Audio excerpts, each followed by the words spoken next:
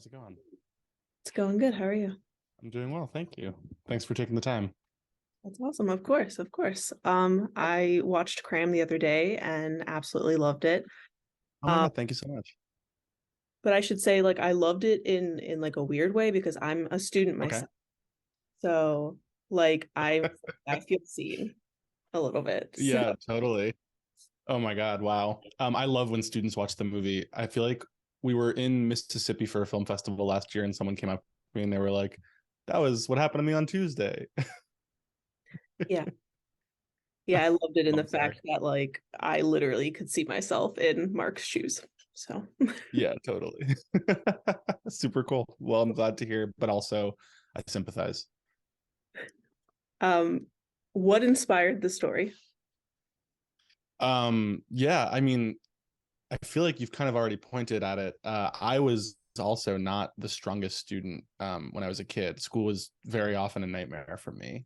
And, I wanted to exercise my academic demons. But the interesting thing is, we carry these fears very privately. And I think everyone sort of assumes that everyone else is a stronger student than they are. And the cool thing was, as I started to make this movie, and it's just us talking, but so many people worked on Cram. Movies aren't made by just one person.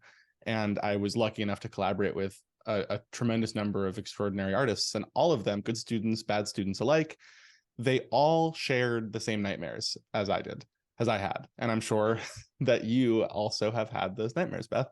Uh, right? And so I think what was interesting was, while this movie started as a desire to like exercise my academic demons, it really kind of became this like collective cathartic experience where, we all just sort of use the movie to interrogate this question of like why school is scary. You know, I love learning. I love the concept of education, but across the board everyone is scared of school and that just doesn't seem quite right to me. And this movie was a really cool opportunity to sort of dramatize that question. That's really interesting because you're right. Like, that's one thing that like everyone can agree on is that like we don't want to go to school, we don't like school. And uh so throughout this process, did you kind of come up with an answer for maybe why school is scary? Yeah, I mean, I think that everyone's answer is going to be different. But I do think one thing that was really clear is, at least in the US, school, we, from such an early age, we are kind of told given a set of expectations that we're expected to meet, a sort of single mold for what a good student, a good kid, a good person looks like. And if you don't fit into that mold, and I should say that that's a mold that, at least in the US, is really designed for the neurotypical. It's designed for a certain type of person from a certain type of background. And if you don't fit into that mold, then you're going to feel uncomfortable, but also you're not going to be told that, oh, don't worry, that's a problem with the mold. You're going to be told that's a problem with you. And I Mhm. think that fear comes from an inability to meet those expectations and an inability to fit into that mold. And Cram really is about a student, Mark, who is, I think, someone who has never comfortably fit into that mold and has spent most of his life blaming himself for that, and is just battling those insecurities and uncertainty and this feeling of not really belonging anywhere in life and in school. And yet knowing or feeling strongly that he has to do it anyway because there's no other path. I went to a very rigorous math and science high school with Felix Hanta, my co-producer and the cinematographer of Cram. We went to high school together, and we've been making movies together for a long time. And both of us were not the strongest students there. And I think we both felt really strongly that, we love learning, we love teaching each other things, and yet neither of us could kind of hack it at school. And obviously later in life, I did eventually become a good student. I sort of learned to play that game. I learned to fit myself into that mold. But I think that fear, this is a very long-winded answer to your question, sorry, but I think that fear really is, it boils down to the fact that people are very different and learn in very different ways. And yet we're told and then graded on our ability to conform. That's very true. I'm kind of battling that a little bit to this day. Yeah, I'm sorry to hear that.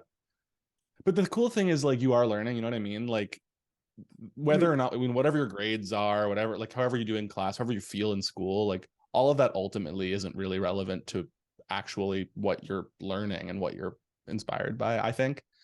And that's the cool thing about movie making is like nobody on a film set ever says like, where did you go to school? you know? It's kind of like the circus in that way. That is really interesting. But yeah, no, we learn every day. So Absolutely. So with Mark, how much of yourself did you put into that character? Yeah, I mean, I'm sure from our conversation already, you can tell a fair amount. I think, you know, Mark is inspired by my experiences. He's inspired, like I said, by Felix's experiences. I think that feeling that Mark has, the feeling of being lost and the feeling of like trying to succeed, but also not really knowing what success is, and then maybe finding it, but not really knowing if it feels good. And that sense of uncertainty, those are things that I've experienced profoundly.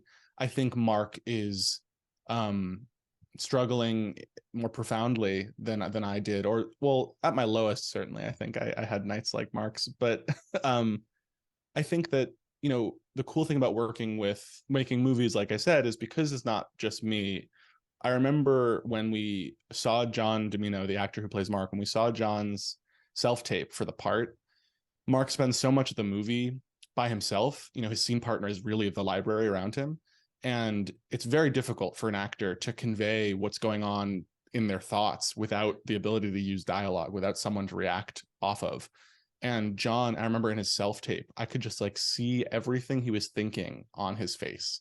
And I knew immediately that that would be the guy. And so John is also bringing his own experiences to the part and his own understanding of the part. And I really welcome that as a director. I think that the cool thing about making movies is I have an idea, but then my responsibility isn't to like make everyone do my idea. It's to collaborate with people and allow them to inform the idea. And we come out with something that's, I always think, more interesting than whatever I came in with. That's awesome. Thanks.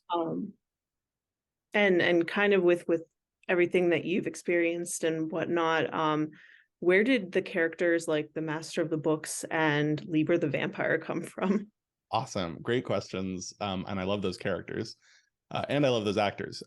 So I'll go Libra first. Libra, played by Jane Bradley, who I will say is the I think only actor that we cast in the movie like off of her self tape without a callback.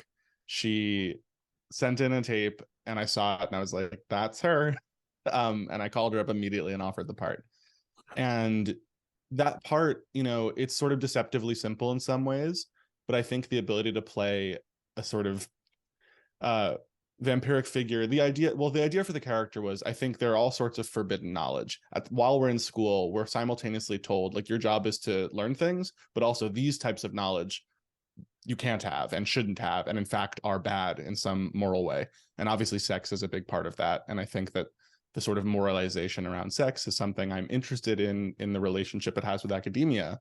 And in the movie, the sort of degree to which sex is a very present part of the academic landscape, but is never on the surface. It's never something you're actually like talking about in class. Obviously, that's not totally true if you take like gender studies classes, and I took plenty of classes that were exploring sexuality, but I think the institution as a whole and the degree to which it reflects like our American morals is true there. And so Libra was really meant to represent forbidden knowledge and the sort of allure of forbidden knowledge. And I thought Jane did such an amazing job, just not just on her own, like attracting that sort of interest, but also in John. You know, the first time they were on screen together, just it was electric. Like he just, whatever she got out of him, it was really amazing. And I love the scene in the movie between the two of them. It's one of my favorite performances on both of their parts, but really John is just like finally there's like something of a release there. And I think Libra, you know, it's the way that when you pick up a good book that speaks to you, it can be kind of scary because you finally feel seen in some of your darker ways, but also it's exciting. And then the Master of the Books, I mean, that's a whole thing. But Brandon Burton, the actor who plays that character, is a friend of mine from, we've known each other almost 10 years, or a little over 10 years now. And we actually met, you know, working a day job on a waffle truck in New York City. And he was in my first movie. And I knew then that Brandon was like one of the great actors of his generation, but nobody else knew. And now slowly people are starting to come around. So I just want to like plant my flag a little bit and say I knew early on. But Brandon is, an incredibly intellectual and like craft for focused actor, and he's one of the few people I know who can really make Shakespeare feel like so vibrant and alive. And I should note that the master of the books, that character, speaks in iambic pentameter, speaks in verse. And I did write the part with Brandon in mind, but because we were unsure about his availability, we did audition other people. But I remember once we knew that Brandon was going to do it, I invited him really early on as I was still finishing the script to like work with me on those scenes. He's such a master of verse, and it's not easy to write in verse. And so I wanted his perspective, because verse is one of those things where it's really not about the words so much. It's also about what the words feel like in your mouth. And if you like watch a great Shakespeare performance, it's so much more about like the sounds, and it's almost like music in that way. And I think what Brandon is so amazing at is conveying meaning through his physicality, through he's so technical, and it doesn't seem that way because it's so effortless, but he's so aware of like where the frame is at all times. He's just a really incredible movie actor as well as on the stage, and I've been lucky enough to see him there. He actually just had his Broadway debut a couple months ago. But I could go on about Brandon. I know it's amazing. I can go on about him for a while, but as far as the character is concerned, I'll just say that one of the cool things about making horror movies is you have this opportunity to take all these sort of metaphorical experiences we're talking about, these experiential things, and literalize them, turn them into something you can see and touch. And, as the more I thought about academia, the more I thought, well, this is a pretty vampiric institution. It feeds on young people's life force. And in fact, it's vampiric in the way where it's seduced young people into paying them to do it. And I thought, well, clearly then there should be a vampire, there should be a vampiric figure that represents this institution. And so that was the sort of origin of the character. That is so interesting, because like hearing it out loud, it makes so much sense. But when you're watching it, it's like, I like this, I understand this, but you don't like know why. That's great. I love hearing that, honestly, because, the whole thing, I honestly don't really like always like explaining, oh, this was my intention or whatever, because part of the way I make movies is I want to give the audience room to dream, room to sort of project themselves onto the movie. And I think that's why I'm looking always for actors as well, and collaborators in general, who can like give the thing a lot of life beneath the surface. I'm not necessarily looking to like hang a hat on it and say like, this is what it is, Yeah. I want to talk about the length of the movie for a little bit. Sure. 45 minutes is that considered a short film at that point? Or It depends who you talk to. Most people won't consider it a short, but a lot of people won't consider it a feature. The term featurette has been used. I like that term. But film festivals have mostly considered it a feature film, which has been obviously greatly to our benefit. So I'm happy to call it a feature. But yeah. How did you feel about the runtime? Well, it's one of those things where like I saw it that it was 45 minutes on paper, it seems very short, but then when I'm watching it, it felt like it was a feature length film, which I just thought was very interesting. Thank you. Yeah, I'm really glad to hear that. And I think that was the goal. One of the advantages you have when you're an indie filmmaker is you're not beholden to the conventions of Hollywood filmmaking. And this idea that like, oh, a feature film is 90 minutes long or longer and a short film is 10 minutes long. I'm like, well, there's a whole space in between there that is sort of untapped. And there's, good industry reasons for that. It's very hard to find, it's, if you're only able to make short films, it's hard to have the money to make a longer movie. And if you do have the money to make a longer movie, then you might as well make it 90 minutes so you can go make money. But we were in this strange position where, Cram did begin as a shorter film, but we shut down because of the pandemic, and we had made half the movie, and we had this opportunity to like spend 9 months editing the footage of half the movie.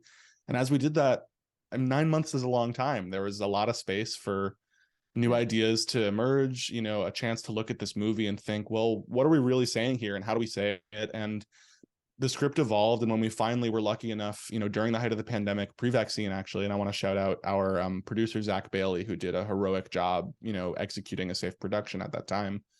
But we were able to like expand the movie in ways that I had never really imagined. And I remember when I finished the draft of the script that we ended up shooting and saw that it was around 45 pages, and I said, well, this is kind of a disaster, isn't it? This is not a length that people make movies.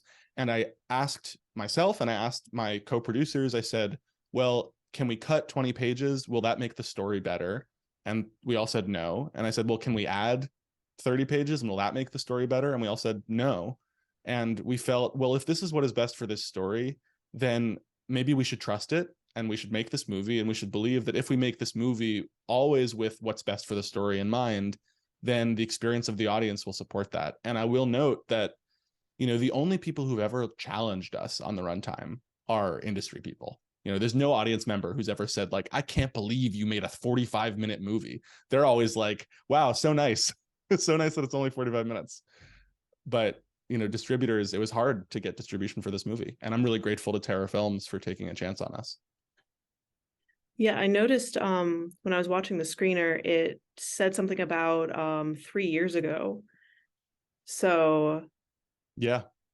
How long from the finished product to getting a distributor, like what was that process? How long? Totally. I mean, every indie movie and every movie honestly has such a long life cycle, I think. And with Cram, at this point, I've been on the Cram train for almost 4 years of my life. Almost a college degree. And I think that from when we finished the movie, we had our premiere at the Austin Film Festival in October of 2021. So around the end of 2021 was when we first premiered the movie at festivals. That was an extraordinary experience. They classified it as a feature, and we ended up winning the audience award for their genre films there. And that was a huge, I mean, it was incredible. The audience there was amazing, and we felt so lucky to be recognized in that way. And that gave us a big lift in terms of getting interest from distributors. After that, a lot of people, were emailing me asking for screeners.